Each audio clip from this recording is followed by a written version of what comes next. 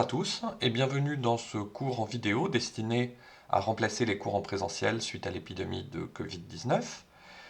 Ce cours porte sur les développements limités. Il s'agit de la première partie de ce cours qui avait en fait été déjà faite en amphi B juste avant le partiel et qui n'avait pas été faite en amphi A, donc du coup je la refais pour ce cours. Donc pour commencer sur les développements limités, on va partir sur une définition et des exemples. Alors dans tout ce chapitre, on se donne f, une fonction définie sur un intervalle i de r, et on va la prendre à valeur réelle.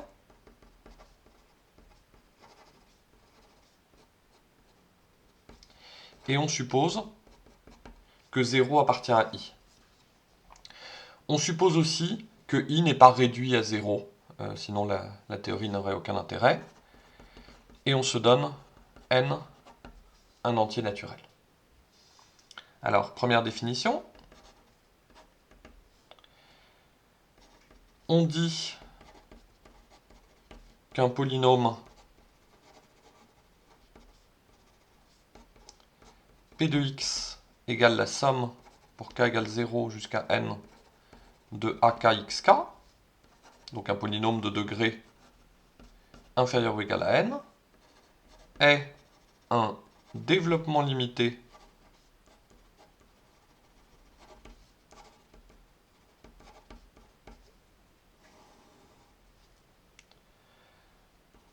en 0 de f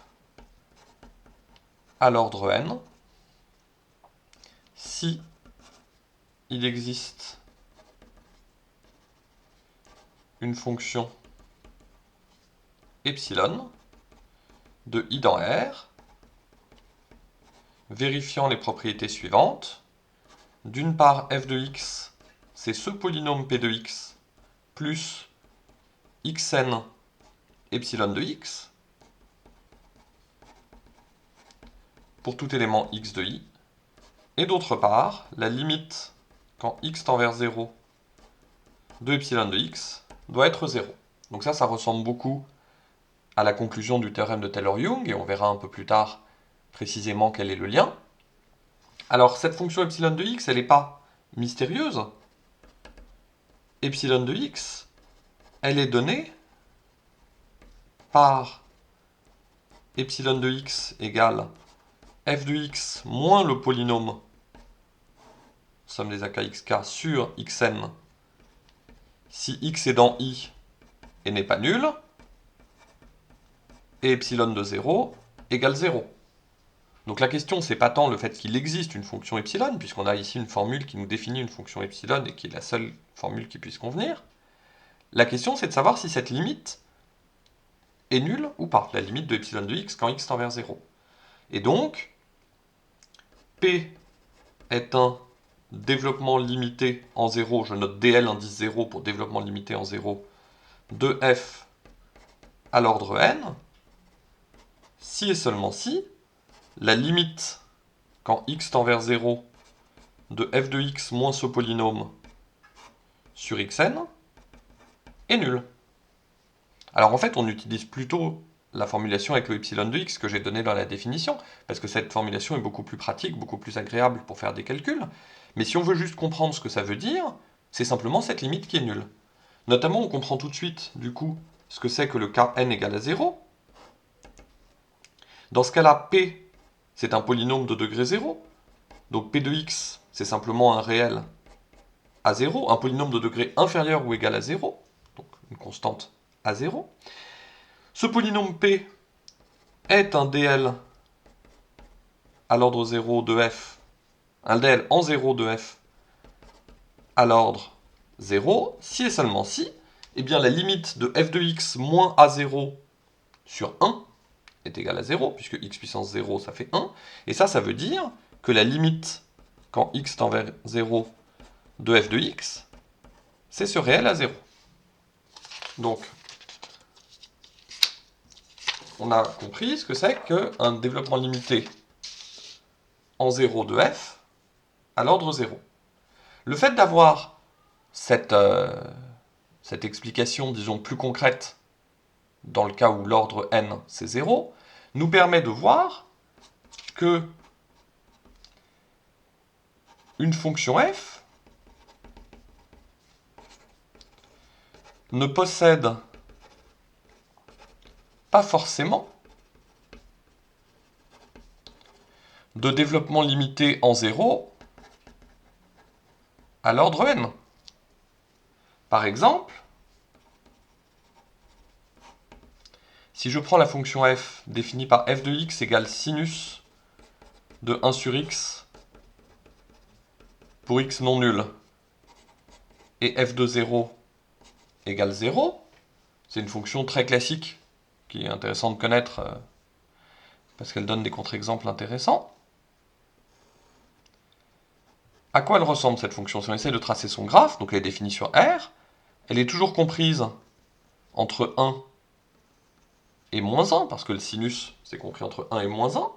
Si j'essaie de la tracer sur R plus étoile, je vois qu'elle s'annule dès que x est l'inverse d'un multiple de pi, parce que sinus s'annule exactement en kpi.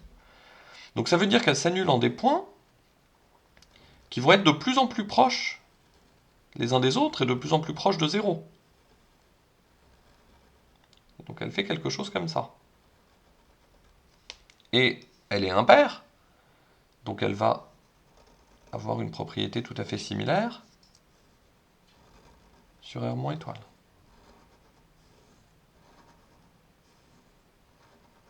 Donc elle est assez difficile à dessiner, mais vous voyez que les battements sont de plus en plus fréquents, et cette fonction-là n'a pas de limite en 0, puisqu'elle n'arrête pas d'osciller entre moins 1 et 1, et donc f ne possède pas de limite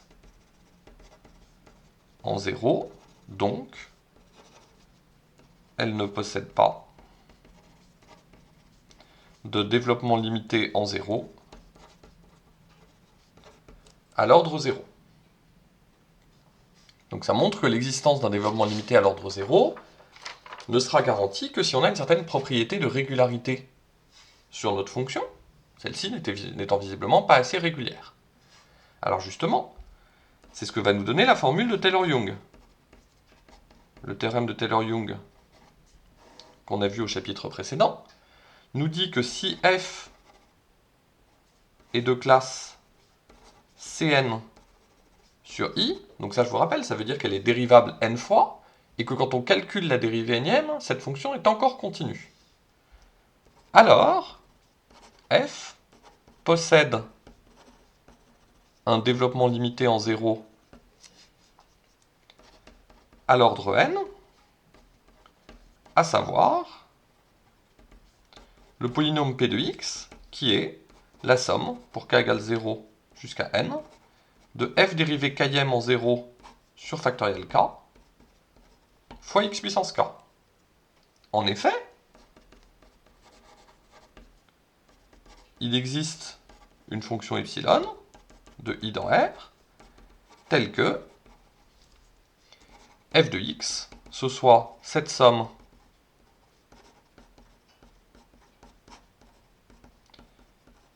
plus xn epsilon de x, avec la limite quand x tend vers 0 de epsilon de x, qui est nulle. C'est exactement ce que nous garantit le théorème de Taylor-Young.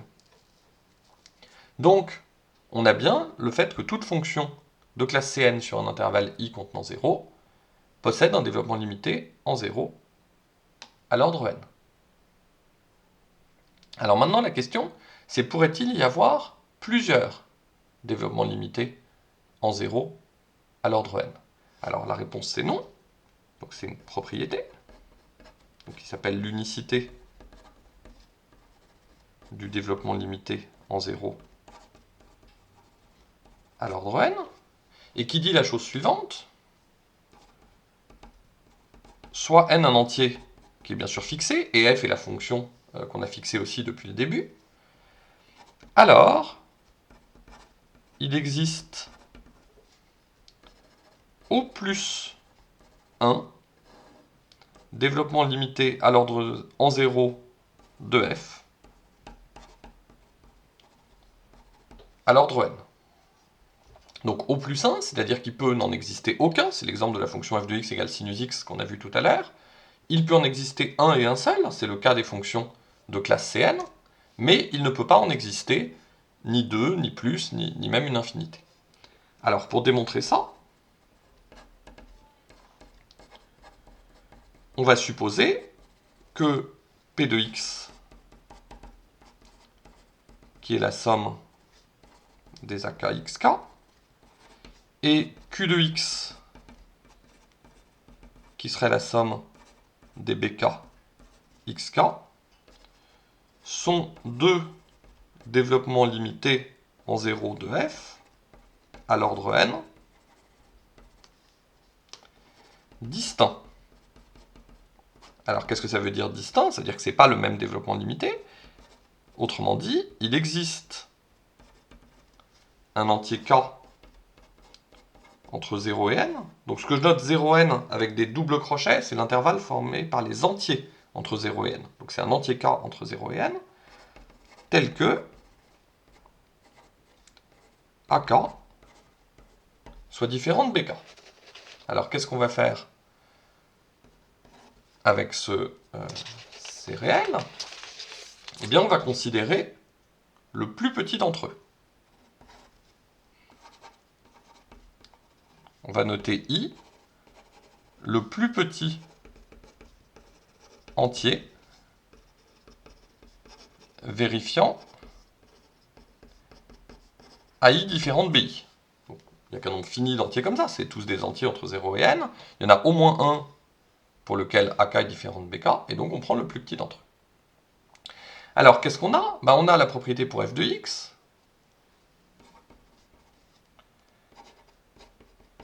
qui est la somme des AK xk plus, disons, une certaine fonction epsilon 1 de x, et aussi f de x, c'est la somme des BK xk plus une certaine fonction epsilon 2 de x, avec la limite en 0 de epsilon 1 de x, qui est aussi égale à la limite en 0 de epsilon 2 de x, qui est égale à 0. Et alors ce qu'on fait, c'est qu'on soustrait. On soustrait l'une de ces égalités de l'autre. Alors f de x moins f de x, ça fait 0. Et ça fait la somme, pour k égale 0 jusqu'à n, de ak moins bk xk plus epsilon 1 de x moins epsilon 2 de x. Alors ça, on peut l'appeler epsilon de x. Et ensuite, on coupe la somme en 3. Alors, comment on va faire pour couper la somme en 3? On regarde tous les termes de 0 jusqu'à i-1. On isole le terme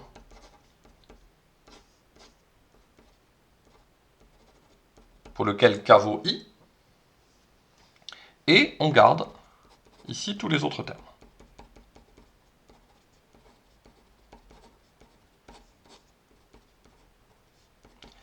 On a toujours le epsilon de x. Et tout ça, ça fait 0. Alors maintenant, on va regarder ce qui se passe. Alors, ici, ça en fait c'est nul. Car AK égale à BK pour tout k strictement plus petit que i. Ça, c'est la minimalité de i. On a dit que i, c'était le plus petit entier pour lequel AI est différent de BI. Ça veut dire que pour tous les entiers précédents, AK était égal à BK. Donc ce terme-là est nul. Ici, ce truc-là, AI moins BI, c'est non nul. Pourquoi? Parce que, justement, on a défini AI comme ça, vérifiant AI moins BI. Alors maintenant, on divise par x puissance i. On obtient AI moins BI plus la somme pour k allant de i plus 1 jusqu'à n de ak moins bk x k moins i plus epsilon de x divisé par xi. Ça, on peut l'écrire epsilon de x. Alors, j'ai oublié tout à l'heure qu'en fait, il y avait des xn. c'était xn epsilon 1 de x et xn epsilon 2 de x. Donc là, j'ai xn fois epsilon 1 de x moins epsilon 2 de x, et je l'appelle xn epsilon de x. En fait, en posant epsilon de x égale epsilon 1 de x moins epsilon 2 de x. Et donc là, j'ai bien xn epsilon de x. Et là, je me retrouve avec epsilon de x multiplié par x puissance n-i. Tout ça, ça fait 0. D'accord? Donc n'oubliez pas le xn que j'avais oublié dans un premier temps. Quand on a un développement limité à l'ordre n, c'est bien parce que le reste, il est de la forme x puissance n fois quelque chose qui tend vers 0. Ok, d'ailleurs, quelque chose que j'aurais peut-être dû dire plus clairement, mais qui est déjà présent dans Taylor-Young, c'est que quand vous avez un développement limité comme ça, quand x tend vers 0, chaque terme est négligeable devant... chaque terme est négligeable devant les précédents. Et donc, en fait, vous avez des choses de plus en plus précises, mais j'y reviendrai dans la partie suivante du cours. Donc, quand vous divisez par x puissance i, vous obtenez cette propriété. Et alors maintenant, on va faire tendre i vers 0. On fait tendre x vers 0. Alors ici, vous avez simplement une constante, donc elle tend vers elle-même. Ici, ça tend vers 0, car on a k-i qui est strictement positif. Puisque ici, vous avez une somme qui commence à k égale i plus 1, donc tous les termes k sont plus grands que i plus 1. Donc k-i est supérieur ou égal à 1. Donc x puissance k-i, ça tend vers 0. Donc tous ces termes-là tendent vers 0. Et ici, bah, ça tend vers 0, car epsilon de x, c'est epsilon 1 de x moins epsilon 2 de x. Et aussi bien epsilon 1 que epsilon 2 tendent vers 0, donc leur différence aussi. Et donc, par passage à la limite,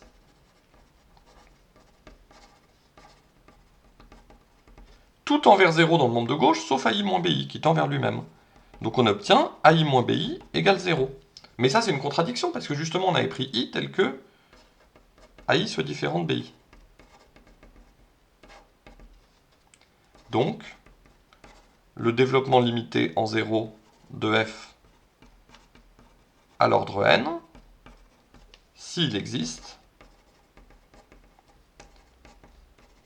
est unique.